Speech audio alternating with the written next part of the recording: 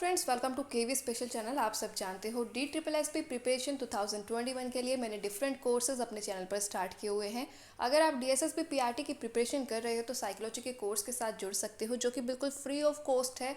और मैं उसमें कराती हूँ most important topics according to latest exam pattern. साथ में आप लोगों को ये भी बताती हूँ कि कौन सा जो क्वेश्चन है, किस टॉपिक से क्वेश्चन कब आया, और MCQs भी हम लोग करते हैं, जिससे आपकी प्रिपरेशन जो है वो काफ़ी अच्छी हो सकती है। सो प्लेलिस्ट का लिंक मैं आप लोगों के साथ डिस्क्रिप्शन बॉक्स में शेयर कर दूंगी। आप सभी वीडियोस देख सकते हैं अपने अकॉर्डिंग।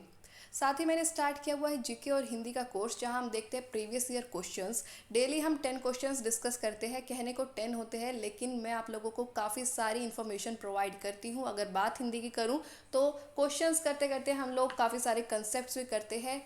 काफ़ी चीज़ें मैं आप लोगों को बताती रहती हूँ, जो आपकी प्रिपरेशन को और ज़्यादा अच्छा कर सकती है। सभी वीडियोस के प्लेलिस्ट के लिंक आप लोगों को डिस्क्रिप्शन बॉक्स में मिल जाएंगे। आइए करते हैं क्लास स्टार्ट। क्लास स्टार्ट करने से पहले कहना चाहूँगी कि अगर फर्स्ट टाइम चैनल के साथ जुड़े हो या वीडियो को फर्स्ट टाइम देख रहे हो तो चैनल को सब्सक्राइब करना ना भूले। सब्सक्राइब के साइड में एक बेल आइकन होगा, उसको प्रेस जरूर करना, तब ताकि आपको सभी वीडियोज़ की नोटिफिकेशन टाइम टू टाइम मिलती रहे। स्क्रीन पर आप लोग देख सकते हो इस वीडियो का क्वेश्चन नंबर 1। हालांकि यहाँ पर क्वेश्चन 12 लिखा हुआ है, क्योंकि कल वाली वीडियो में मैंने आप लोगों को क्वेश्चन 11 तक करा दिया था। अगर नहीं देखे तो ज़रूर देखिएगा। डैश जम्मू और कश्मीर में धन्यवाद देने वाले अनुष्ठान के रूप में लोक देवता का सम्मान करने के लिए किया जाता है। तो अगर बात करूँ तो इसका राइट आंसर आप लोग स्क्रीन पर देख सकते हो, कुद। तो कुद क्या है? कुद एक डांस फॉर्म है, ये बिल्कुल याद रहनी चाहिए। अगर आप लोगों से ये पूछा जाए कि कुद जो नृत्य है वो कौन से स्टेट में किया जाता है, क्वेश्चन ज़रूरी नहीं है कि इसी तरीके से आप लोगों को रिपीट मिले। हो सकता है उसमें थोड़ा सा आप लोगों को वेरिएशन देखने को मिले। ठीक है, तो आप लोगों को जस्ट कंसेप्ट याद करना है, एज इट इज़ लैंग्वेज रटने की ज़रूरत नहीं है। तो कुद की अगर बात करें तो धन्यवाद देने के लिए, अनुष्ठान के रूप में लोक देवता का सम्मान करने के लिए यह नृत्य जो है वो किया जाता है जम्मू और कश्मीर में। मूव ऑन करते हैं नेक्स्ट क्वेश्चन पर। स्क्रीन पर आप लोग देख सकते हो वीडियो का क्वेश्चन नंबर 2। मध्य प्रदेश में नर्मदा नदी डैश पहाड़ी के शिखर तक बढ़ जाती है। तो राइट आंसर आप लोग देख सकते हो, अमरकंटक।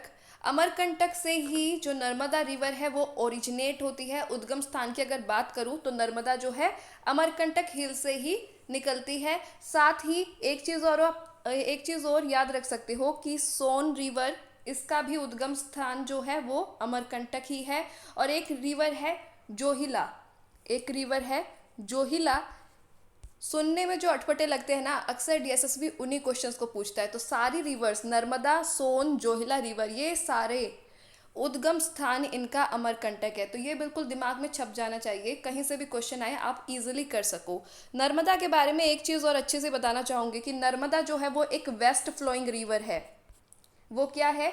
वेस्ट फ्लोइंग रिवर है, मतलब कि ये जो नदी है ये पश्चिम की ओर चलती है। तो ये चीज़ याद रखनी है। एक यहाँ पर ट्रिक शेयर करना चाहूँगी, जिस तरीके से मैंने याद किया था उस तरीके से। तो ट्रिक ये है, ट्रिक को ध्यान से समझना है। ट्रिक है, जैसे एक लड़की का नाम है शालू, लेकिन हम यहाँ पर शालू नहीं लिखेंगे, हम लिखेंगे सालू। ठीक है, ट्रिक बनाने के लिए। तो शालू की माँ नर्मदा का सीन देख, नर्मदा का। स्क्रीन पर आप लोग देख सकते हो ट्रिक। सालू की माँ नर्मदा का सीन देख तृप्त हो गई। तो सा यहाँ से आप लोगों को पकड़ना है, सा। तो बेटा सा से बन जाएगा आपकी जो रिवर है साबरमती। कौन सी? साबरमती। लू की अगर बात करूँ तो लू से बन जाएगा हमारा लूनी नदी। कौन सा?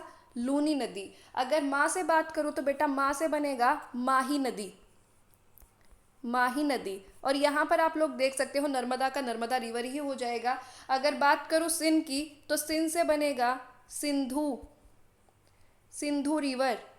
और अगर तृप्त की तो यहाँ से आप लोगों को पकड़ना है तापी रिवर, यहाँ से पकड़ना है तापी रिवर। अगर आप लोग ये ट्रिक याद कर लेते हो ना तो आप लोगों का एक नंबर बिल्कुल पक्का हो जाएगा। क्योंकि अक्सर देखा गया है DSSB में, चाहे वो दास ग्रेड 2 के हो, चाहे वो दास ग्रेड 4 के हो, डिफरेंट जो LDC, UDC, PRT, TGT, अक्सर रिवर्स में से क्वेश्चन देखने को मिलता है। और ज़्यादातर वो ना वेस्ट फ्लोइंग रिवर्स का पूछ लेते हैं।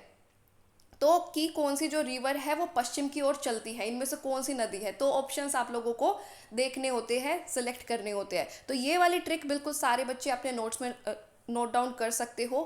फ्यूचर के लिए भी हमेशा इसको याद रखना। कहीं पर भी अगर आप लोगों से कोई भी पूछे, ज़रूरी नहीं है एग्जाम में ही, अगर कोई भी पूछे आप झट से इसका आंसर दे सकोगे, बस एक दो बार रिवाइज करने की ज़रूरत है। तो ये चीज़ याद रखिएगा कि साबरमती, लूनी, माही, नर्मदा, सिंधु और तापी, ये जो नदी है ना आप लोगों की, ये सारी अरब सागर में गिरती है, पश्चिम की ओर चलती है। तो ये चीज़ याद रखिएगा। और यहाँ पर एक छोटी और इन्फॉर्मेशन देना चाहूँगी कि नर्मदा जो नदी है ना, नर्मदा जो नदी है बेटा, वो आप लोगों की पहले गल्फ ऑफ कंबत से ड्रेन होती हुई उसके बाद अरेबियन सी में जाती है। तो एक बार नर्मदा का क्वेश्चन आया था DSSB में, दास ग्रेड 4 में आया था आई थिंक। तो उन्होंने पूछा था कि जो नर्मदा रिवर है वो कहाँ पर ड्रेन होती है, कहाँ पर गिरती है, जो अंतिम जो है। तो उसमें अरेबियन सी का आंसर नहीं दिया था, उसमें गल्फ ऑफ कंबत दे दिया था। तो राइट आंसर कंबत की खाड़ी हो गया था। तो ये चीज़ भी आप लोग एक्स्ट्रा इन्फॉर्मेशन बिल्कुल याद रखेंगे। आशा करती हूँ इस वाले क्वेश्चन से आप लोगों को काफ़ी इंपॉर्टेंट इन्फॉर्मेशन जानने को मिली होगी। मूव ऑन करते हैं नेक्स्ट क्वेश्चन पर। वीडियो का क्वेश्चन नंबर 3 स्क्रीन पर आप लोग देख सकते हो। डैश को आमतौर पर समुद्री अखरोट, सी वॉलनट के रूप में जाना जाता है।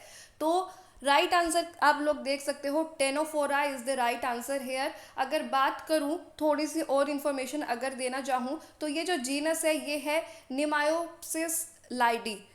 निमायोसिस लाइडी जो है जीनस है, और ये जो प्रजाति है ये सी वॉलनट जो आप लोग देख रहे हो, तो इसको ना कंकत गिजगीजिया भी कहते हैं। कंकत गिजगीजिया भी कहते हैं, क्योंकि कंकत का मतलब क्या होता है, कंघी जैसे शेप की, कंघी जैसे शेप की। तो ये आप लोग इसको मैं एक पिक्चर के थ्रू भी आप लोगों को दिखाना चाहूँगी, ताकि आपको हमेशा के लिए ये चीज़ याद हो जाए। स्क्रीन पर आप लोग देख सकते हो कंकत गिजगीजिया या फिर सी वॉलनट की फ़ोटो। तो इस तरीके से कहा गया है इसको कंकत गिजगीजिया, इसलिए कहा गया है क्योंकि इसके जो है कंघी के जैसे इसके ये शेप की होती है, और ये काफ़ी कोमल और जेली टाइप भी होती है। तो इस चीज़ से आप लोगों को ये वाली चीज़ बिल्कुल याद रखनी है। पिक्चर भी दिखा दी है, आशा करती हूँ आप लोगों को ये लॉन्ग लास्टिंग याद रहेगा। मूव ऑन करते हैं नेक्स्ट क्वेश्चन पर। और एक चीज़ और बताना चाहूँगी कि सी वॉलनट को ना कोम जेली के नाम से भी जानते हैं, कोम जेली के नाम से भी इसको जानते हैं।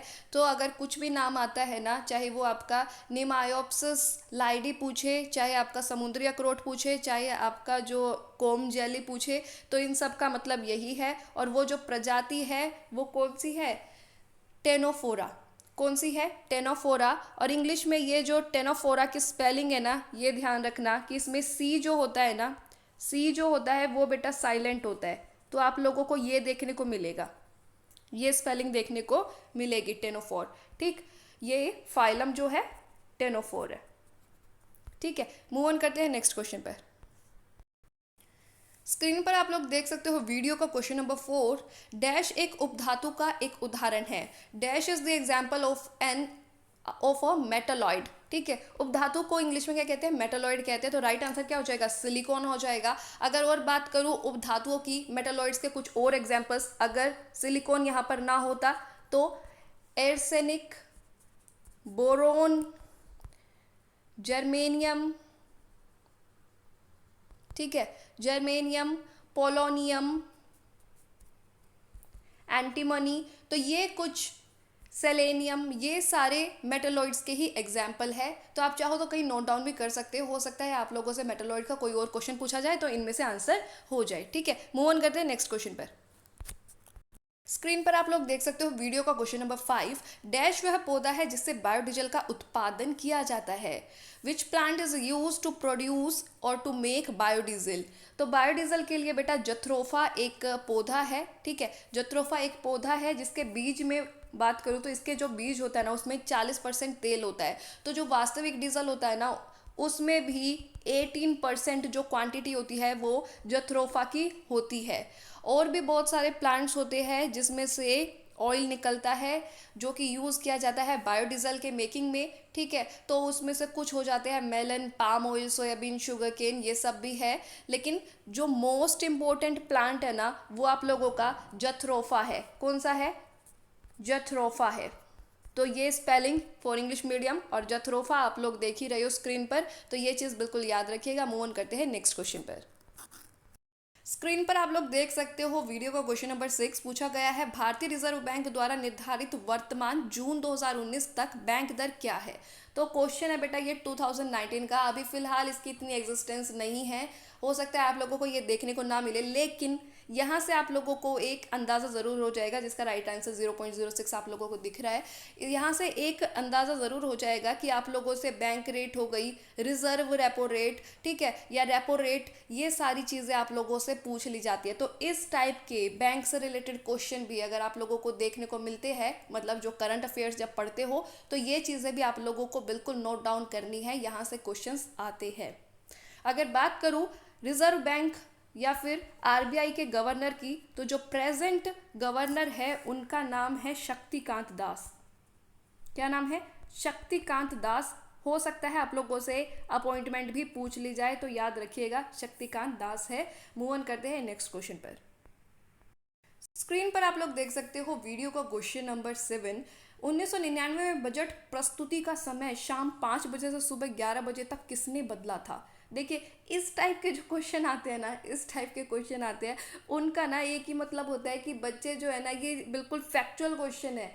1999 की बात करें कि इस टाइप के जो क्वेश्चन है, इनमें सीधी सी बात है, अगर कोई समझदार बच्चा होगा ना तो वो इस क्वेश्चन को स्किप कर देगा, छोड़ देगा। और अगर किसी को तुक्के मारने हैं तो मैं भी नहीं रोक सकती, आप खुद को भी नहीं रोक सकती। तो मैं तो यही कहती हूँ कि जिस चीज़ का आपको हाथ पैर सिर कुछ याद ना होना, उन क्वेश्चंस को बिल्कुल छोड़ के आना जीके में। कोई फालतू में आप लोगों को तुक्के मारने की ज़रूरत नहीं है, क्योंकि नेगेटिव मार्किंग भी होती है, 0.25 की नेगेटिव मार्किंग भी है। तो जितने आपके मार्क्स नहीं बनेंगे ना, उससे ज़्यादा आपके कम हो जाएंगे। तो ये चीज़ बिल्कुल ध्यान रखनी है। इसका राइट आंसर हो गया था बेटा यशवंत सिन्हा। लेकिन यहाँ से एक सबक लेना कि अगर किसी चीज़ का अगर आप श्योर नहीं होना, अगर आप किसी जो एक्सेप्शनल केसेस है, मैं ये नहीं कहती कि एक भी बच्चे को इसका आंसर नहीं पता था, पता होगा कुछ बच्चों को, लेकिन जो मोस्ट ज़्यादातर बच्चे हैं वो इसी श्रेणी में आते होंगे कि उनको नहीं पता होगा। तो वो बच्चे क्या करेंगे, ऐसे क्वेश्चंस को हमेशा स्किप करके आएंगे। मूव ऑन करते हैं नेक्स्ट क्वेश्चन पर। स्क्रीन पर आप लोग देख सकते हो वीडियो का क्वेश्चन नंबर 8 पूछा गया है, प्रधानमंत्री ने स्वच्छ भारत अभियान कब शुरू किया था। तो स्कीम्स जितनी भी हो गई, जितनी भी आप लोगों की स्कीम्स जो प्रधानमंत्री शुरू करते हैं, या योजना हो गई या पोर्टल हो गई जो इम्पोर्टेंट है, उनमें से क्वेश्चन अक्सर देखने को मिल जाता है। ठीक है, तो ये चीज़ें आप लोगों को पता होनी चाहिए। स्वच्छ भारत अभियान तो आप लोगों को पता ही है कितना ज़्यादा फेमस हुआ था। तो ये जो शुरू हुआ था, ये हुआ था 2 अक्टूबर 2014 को। अगर बात करूँ तो देखिए 2 अक्टूबर तो ना मोस्टली को याद होगा, 2 अक्टूबर ही सारों में 2 अक्टूबर दी है। और ऑप्शंस किस तरीके से बनते हैं, 2013, 14, 15, 16, इस तरीके से। तो मैं यही कहती हूँ कि बिल्कुल अच्छे से अगर आप 100% श्योर होना या फिर 90% श्योर होना, तब बिल्कुल बेझिझक होकर के अटेम्प्ट कर दो। अदरवाइज कंफ्यूजन है ना, वही है कि 40-60, तो बेशक से लेफ्ट कर दो। हालांकि स्वच्छ भारत अभियान वाला ज़्यादातर बच्चों को पता होगा, क्योंकि बहुत ही ज़्यादा फेमस और बहुत बार लोगों ने पढ़ा हुआ है। निम्नलिखित में से कौन सा कानून लोकसभा की सीटों की संख्या को निर्दिष्ट करता है। स्क्रीन पर आप लोग देख सकते हो वीडियो का क्वेश्चन नंबर 9 बहुत बार करा चुकी हूँ। आर्टिकल 81 जो है आप लोगों की लोकसभा की जो सीट्स है उनको निर्धारित करने का कार्य करती है। बहुत बार ये बताया हुआ है कि जो 552 से सीट है, ये सब मैं पहले भी कई बार इसको एक्सप्लेन कर चुकी हूँ। अगर वीडियोस देखी होगी तो आप लोगों को भी पता होगा, न जाने कितनी बार ये रिपीट कर चुकी हूँ। बार बार ये क्वेश्चन अलग अलग फॉर्म में पूछ लिया जाता है। मूव ऑन करते हैं नेक्स्ट क्वेश्चन पर। स्क्रीन पर आप लोग देख सकते हो वीडियो का क्वेश्चन नंबर 10 जो कि लास्ट क्वेश्चन है। वह संयुक्त राष्ट्र महासभा की पहली महिला अध्यक्ष होने के लिए सर्वाधिक जानी जाती है। उन्होंने 2 बार भारतीय राष्ट्रीय कांग्रेस INC के अध्यक्ष के रूप में कार्य किया। वह कौन है। तो बेटा राइट आंसर क्या हो जाएगा, विजय लक्ष्मी पंडित। ये वाला तो सबको ही पता होगा मोस्टली, बहुत ही आसान जो है क्वेश्चन पूछा गया। और ये चीज़ आप लोगों को पता होनी चाहिए कि 2 बार ये क्या बनी है, INC की चेयरपर्सन बनी है। ठीक है, मूव ऑन करते हैं नेक्स्ट क्वेश्चन पर। यहाँ पर एक क्वेश्चन एक्स्ट्रा इसलिए करा रही हूँ क्योंकि एक बीच में फैक्चुअल क्वेश्चन आया था। ठीक है, तो स्क्रीन पर आप लोग देख सकते हो द सीक्रेट ऑफ नागाज के लेखक कौन थे। तो ये जो बुक है इसके जो लेखक रहे हैं उनका नाम है अमीश त्रिपाठी। पूछ ली जाती है, बुक्स भी पूछ ली जाती है, ठीक है, पोएम वगैरह ये सब इनमें से भी क्वेश्चंस आ जाते हैं। सो आशा करती हूँ आप लोगों को वीडियो पसंद आई होगी, अच्छी खासी इन्फॉर्मेशन आप लोगों को जानने को मिली होगी जो कि आपके एग्जाम पॉइंट ऑफ व्यू से काफ़ी ज़्यादा हेल्पफुल रहेगी। वीडियो पसंद आई तो लाइक ज़रूर कीजिएगा, ज़्यादा से ज़्यादा शेयर ज़रूर कीजिएगा। अगर अभी तक सब्सक्राइब नहीं किया है तो किस चीज़ का वेट कर रहे हो, सब्सक्राइब नाउ। और सब्सक्राइब के साइड में एक बेल आइकन होगा बेटा, उसको प्रेस जरूर करना ताकि आपको नई वीडियोस की नोटिफिकेशंस टाइम टू टाइम मिलती रहे। आपने ये वीडियो देखी उसके लिए thank you so much and all the best for your future. मिलते हैं नेक्स्ट वीडियो में 10 न्यू क्वेश्चन के साथ। Thank you.